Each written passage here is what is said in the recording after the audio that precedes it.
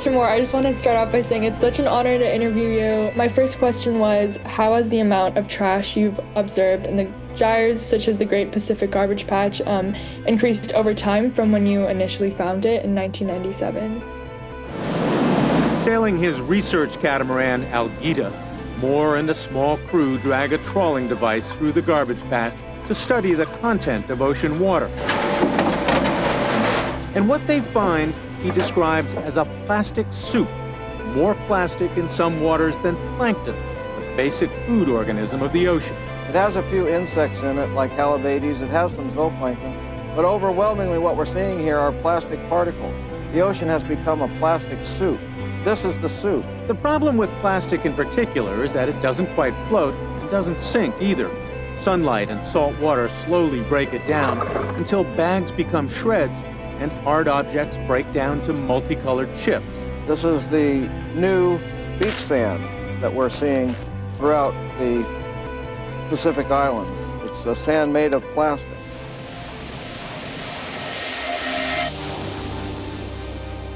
Alameda, California, our island in the Pacific Bay.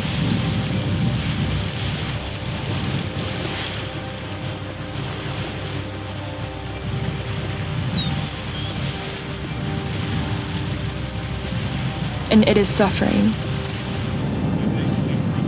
Oh my God, there's a dead bird. I know.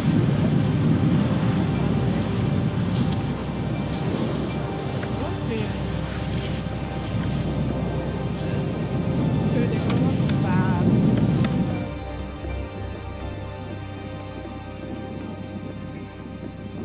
There's just so much plastic that impacts the bay. I've lived in Alameda since first grade, and I love my home because it's right next to the water. I remember my elementary school field trip would be to the estuary to birdwatch.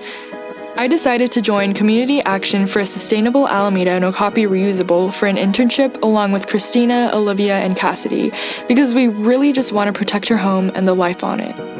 Any litter that ends up on our streets, beach, or coastline will feed directly into the bay. I mean, it's imperative that we all switch from disposable cups to reusable. People really need to understand how the cup's life cycle hurts our water and home from the very start to finish. Traditionally, people come in and order their drink to go, or they order to dine within the establishment. The customer taking the cup to go is most likely leaving with a single-use disposable cup unless they bring their own. 3 in 4 coffee drinkers drink coffee every day. Research shows that over 69% of people have reusable coffee cups. However, only 1 in 6 people remember to bring their own mug every time they buy a hot drink. In the UK, it's estimated that less than 5% of all hot drinks are sold to people bringing a reusable cup. For those who dine in, they will be lucky if the cafe serves their drink in a reusable cup. However, there are times when a cafe will give customers a single-use disposable cup to dine in that becomes another statistic in America's ongoing generated waste. Out of 2,000 coffee-drinking Americans, the average coffee drinker enjoys 2 cups per day and needs 21 minutes to finish each cup. In the United States alone, 16 billion disposable coffee cups are thrown away annually.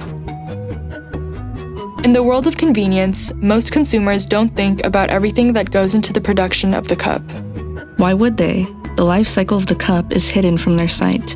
Let's look at the paper cup's life cycle first.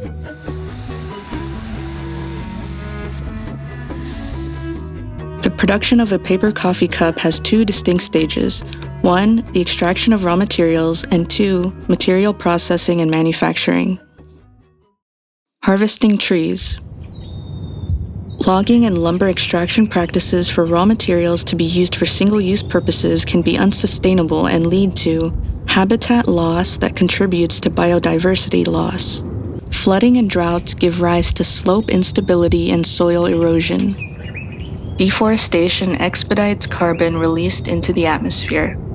The harvested trees are transported by trucks to a debarking facility.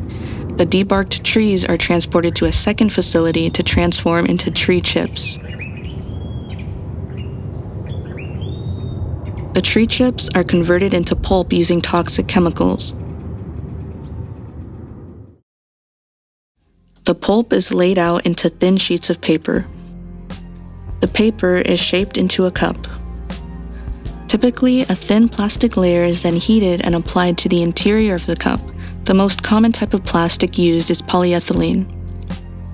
The plastic is used to line the inside of the coffee cup to maintain its shape and allow it to be water and heat resistant. Not to mention, paper cups lined with polyethylene make them difficult to recycle and compost. Not every compost facility or recycling center wants paper cups because of the plastic layer. Lately, plastic-layered paper cups have been rejected from compost and recycling and are being sent to landfills. We're not saying that society doesn't need wood or paper, but we are asking if society really needs that paper cup to be used one time and then thrown away 21 minutes later. Now, let's look at the plastic cup life cycle. Different types of plastic can be used for cups, but the most common type is polyethylene terephthalate, also known as PET. Then there's another commonly used plastic called polypropylene, also known as PP. Here is the plastic production process. Plastic comes from naphtha, or petroleum oil. These oils go through a process that uses chemicals to create a chemical reaction called polymerization. The polymer is fed into an extruder, which is melted and put into a pipe. The tube is cut into small pellets. This product is called resin. The pellet resin are shipped to factories to be made into objects. The two most common processes for plastic cups are injection molding and thermoforming. Injection molding. Pellets are put into an injection mold of a cup. Thermoforming. Sheets of plastic are heated, stretched over molds, and refined into plastic cups. These processes create the plastic cup to be transported to a cafe or store near you. Manufacturing plastic for both the paper cup lining and the plastic cup is toxic. The plastic industry contributes 14% of the U.S. toxic chemical total into the air. The Oakland Recycling Association analyzed EPA data. Manufacturing PET resin generates more toxic emissions than manufacturing glass. Producing a 16-ounce PET bottle generates more than 100 times the toxic emissions to air and water than making the same size bottle out of glass. Extraction and manufacturing of cups can harm the environment in many ways, but it is also harmful to the employees, and the risk of developing respiratory diseases increases when producing these products. Styrene is a chemical used to make plastic packaging, disposable cups, and other products. Some studies showed that 75% of workers exposed to styrene inhalation had developed asthma. 10% of the workers exposed to chemical isocyanates used in manufacturing plastics also developed asthma. In the paper manufacturing industry, workers have an increased risk of developing cancer when exposed to dust from pulp, paper, and other airborne particles related to paper production. The manufacturing industry for wood and plastic also has a record of worker injuries. But what happens to the cup 21 minutes after the coffee is finished? Let's look at the amount of disposable cups consumed regularly, focusing on coffee and boba as our case study. 500 billion disposable coffee cups are used globally each year. In the United States alone, 16 billion disposable coffee cups are thrown away annually. Coffee is the second most consumed beverage in the US behind water. 63% of Americans consume it daily. US citizens consume a total of 400 million cups of coffee daily. Each year, the average American uses 150 disposable coffee cups. Approximately 600 billion paper and plastic cups are used worldwide each year. The polyethylene layer of coffee cups makes it difficult to separate the plastic lining from the paper layer, so it becomes a less desirable product to recycle. Only 3 out of 450 US paper recycling mills can process plastic-coated cups. Boba is a growing food service industry that uses single-use plastic cups and is very popular among teens and people in their 20s. In 2023, it has been recorded that there are 3,601 boba tea businesses in the US. The average boba tea shop serves between 150 to 500 boba customers per day. Boba is a growing industry and was valued at $505 million in 2021 and is projected to reach $833 million by 2030. The global tea market is expected to reach $3 billion by 2027. When stuff like paper and plastic cups get thrown away, they either end up in the incinerator or landfill. Incineration of paper and plastic cups contributes to dioxins released into the air. Paper cups in landfills release methane, which significantly contributes to greenhouse gas emissions and climate change. When the cups aren't thrown away into the landfill or incinerator, they enter our water in many different ways, from litter and overflowing trash cans to storm drains, wind, and improper waste disposal. What's that one? It was paper or plastic? So this is an elective class of 7th and 8th graders, and the class is called Environmental Stewardship. We're at Wood Middle School, which is just a block from the bay in Alameda, and right down the shore is the Elsie Romer Bird Sanctuary. So we're out here today fulfilling our motto, which is to think globally and act locally, and we're cleaning the beach, mostly of plastic debris and things from the restaurants that are also near the bird sanctuary. But yeah, that's what we're doing today. Breaking down. Makes it even more important to get it out of the water. Okay, so the students found a dead bird among a whole bunch of plastic. This is, an unfortunate realization of what's happening to our environment and why we are doing this documentary. Instead of disappearing in the water, the plastic degrades into microplastics, which then makes its way into our very own food. The albatross, they skim over the ocean, they see thousands of miles of ocean, and whatever is bobbing around, they'll pick it up. And they're feeding so much plastic to their chicks that it's killing the chicks.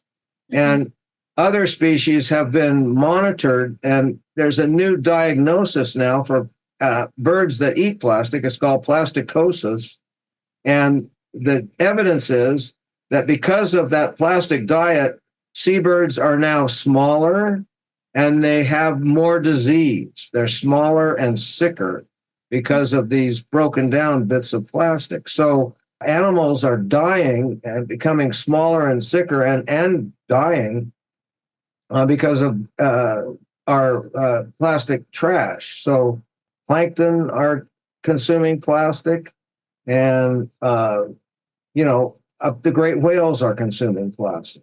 So it really doesn't matter the size of the creature.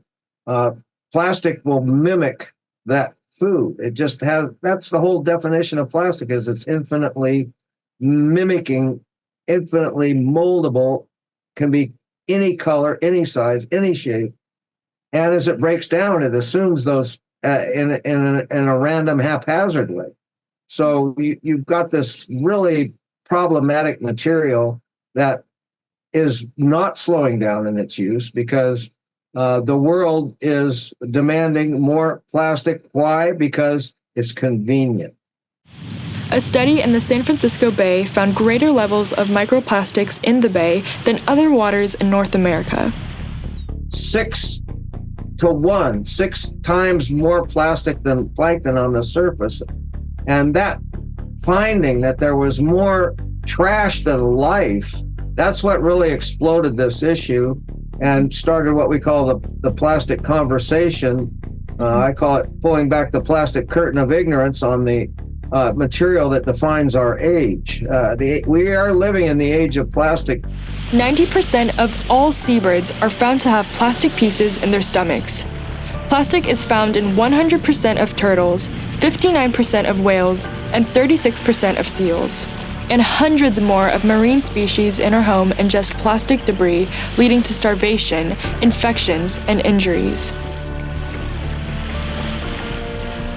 Plastic takes 500 years to fully disappear. But there are actions we can take to reduce the impact we have as consumers and save our beautiful waters. It's simple. Bring your own, dine in, and reuse refill.